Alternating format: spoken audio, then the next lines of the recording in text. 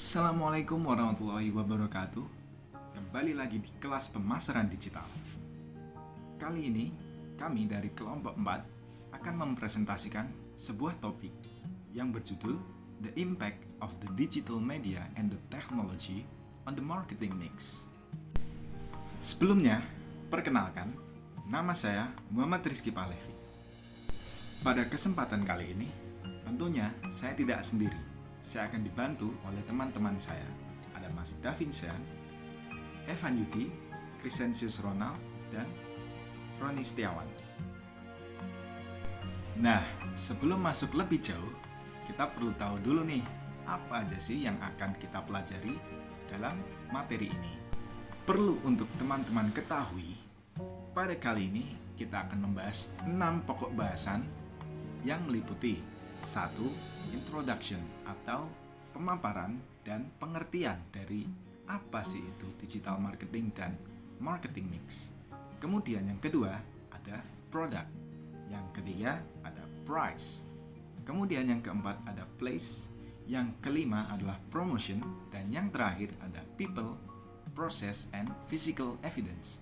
Mungkin teman-teman ada yang berangan-angan berpikir ini yang kedua sampai yang keenam adalah marketing mix. Nah, apa sih hubungannya dengan materi yang akan kita pelajari pada kali ini? Mari kita simak pemaparannya. Oke, pertama kita akan membahas apa sih itu pengertian dari marketing mix. Nah, marketing mix merupakan kumpulan dari 4P elemen. Nah, tapi pada era ini 4P elemen ini sudah berevolusi atau berubah menjadi 7P dengan elemen P yang lebih kompleks. Nah, dari 7P elemen ini kita gunakan untuk membantu proses pemasaran dan mencapai target pasar yang sesuai. 7P elemen yang biasa disebut dengan marketing mix ini itu terdiri dari tadi yang sudah saya sebutkan: product, price, place, promotion, people, process, physical evidence. 7. Kemudian, kalau kita berbicara tentang apa efek dari digital marketing ini, nah, efek digital marketing di Indonesia terhadap pemasaran, di mana digital marketing adalah bentuk pemasaran masa depan yang lebih efisien dengan biaya yang lebih rendah. Nah, di sini lebih rendah. Sama halnya dengan dunia bisnis, era digital secara langsung maupun tidak langsung menggeser teknik pemasaran dan menuntut para pebisnis untuk mengikuti perkembangan zaman. Disinilah teknik pemasaran yang bernama digital marketing ini diperkenalkan. Untuk pemaparan lebih lanjut akan dijelaskan oleh rekan-rekan saya. Digital marketing sendiri adalah cara marketing untuk sebuah brand atau produk menggunakan media digital. Dibandingkan dengan konvensional marketing yang membutuhkan usaha lebih banyak, digital marketing jauh lebih digandrungi sekarang ini karena dapat menjangkau seluruh belahan dunia hanya bermodalkan internet saja. Selanjutnya, dampak terhadap marketing mix. Pemasaran digital mempengaruhi semua aspek marketing mix tradisional dan jasa, meliputi product, price, place, promotion, people, process, and physical evidence. Yang pertama ada produk. Produk itu melihat peluang untuk memodifikasi produk ini, inti atau produk tambahan untuk lingkungan digital. Yang kedua, price. Berfokus pada implikasi untuk menetapkan harga di pasar digital, harga baru, model, dan strategi. Yang ketiga ada place, mempertimbangkan implikasi distribusi untuk pemasaran digital. Yang keempat, promosi. Promosi mengeksplorasi teknik-teknik dari suatu promosi. Yang terakhir ada people, process, and physical evidence. Semua elemen-elemen tersebut bercampur dengan manajemen hubungan pelanggan dan pengelolaan organisasi kehadiran digital.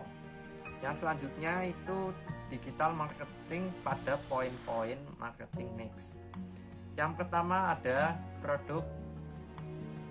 Produk adalah apa yang dapat dijual perusahaan kepada pelanggan. Dengan semakin berkembangnya zaman, produk sekarang tidak lagi terikat, misalnya dalam hal bentuk. Sesuatu yang tidak mempunyai bentuk fisik pun dapat dijual. Misalnya ada e-book atau buku digital, software, ide, dan lain sebagainya. Implikasi utama dari elemen produk dalam marketing mix ini meliputi: 1. Opsi untuk melakukan variasi produk inti atau utama. Yang kedua, opsi untuk menawarkan produk-produk digital. 3. Opsi untuk mengganti produk yang terekstensi. 4. Melakukan penelitian online. 5. Kecepatan pengembangan produk baru. 6. Kecepatan pencampuran produk baru. Price. P kedua dalam marketing mix adalah price, yang artinya harga. Harga yang kita tetapkan haruslah sesuai dengan target pelanggan yang telah ditetapkan.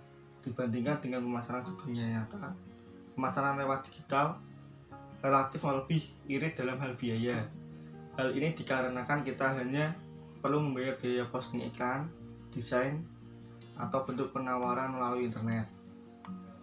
Implikasi dalam elemen harga pada marketing mix yaitu: 1.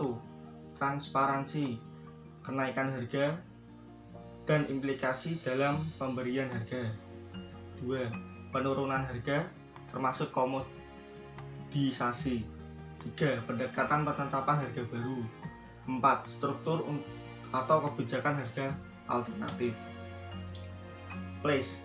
Penting untuk mengetahui di mana target pelanggan menghabiskan waktu dan berbelanja. Mengetahui tempat yang tepat dalam marketing mix berarti menempatkan produk di tempat atau medium yang banyak dikunjungi oleh target pelanggan. Dengan demikian, produk atau jasa yang kita jual berkesempatan lebih banyak untuk ditemukan dan dibeli pelanggan.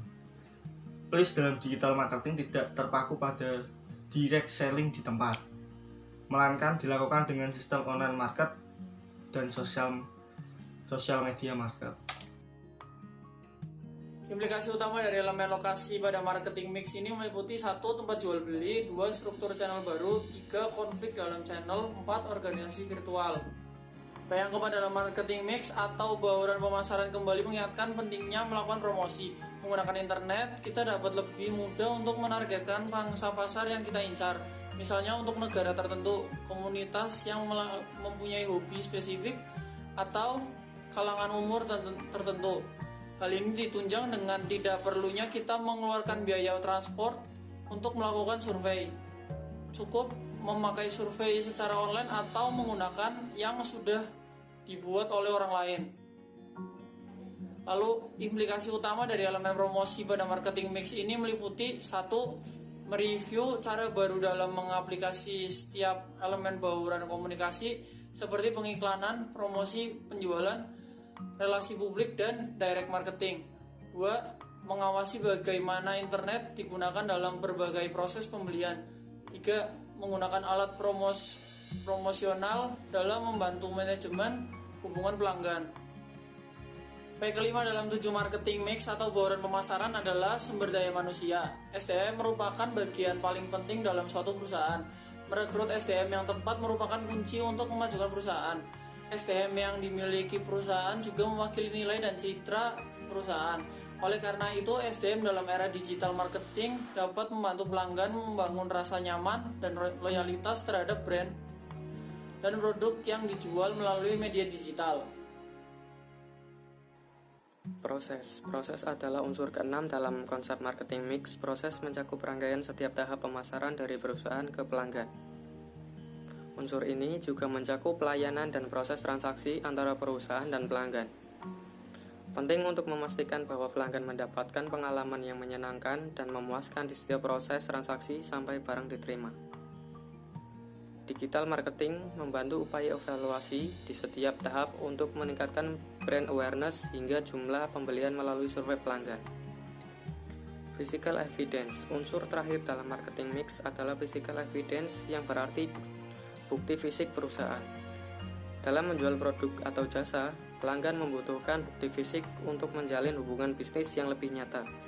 Berbagai macam bentuk fisik di era digital dapat ditampilkan, melalui dari kantor yang bisa dikunjungi pelanggan, ataupun bentuk fisik tak kasat mata yang dapat dimiliki pelanggan seperti website, akun, database, dan lain-lain. Fakta saat ini, bisa dikatakan kalau digital marketing adalah bentuk pemasaran masa depan. Bagaimana tidak? Dengan lebih efisiennya pemasaran, biaya yang relatif lebih rendah, dan banyak keuntungan lainnya, bukan hal yang aneh bila akan ada semakin banyak perusahaan yang bergeser ke bidang digital. Salah satu contohnya adalah semakin tidak diminatinya koran, karena sekarang segala jenis informasi bisa didapatkan dengan mudah melalui internet. Koran yang mempunyai bentuk fisik pun terasa ribet, misalnya dari segi biaya, karena perlu ada biaya distribusi, biaya percetakan, biaya maintenance mesin, dan lainnya. Sedangkan artikel digital tidak memerlukan biaya di atas, sehingga tidak sedikit bisnis percetakan yang kemudian ikut menggeluti dunia digital.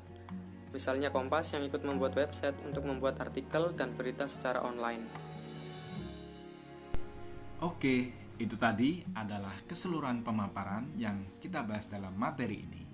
Apabila teman-teman punya pertanyaan, masih bingung, masih ingin mengetahui lebih lanjut, silakan saja langsung bertanya di sesi diskusi yang akan kami adakan. Akhirul kalam, wassalamualaikum warahmatullahi wabarakatuh.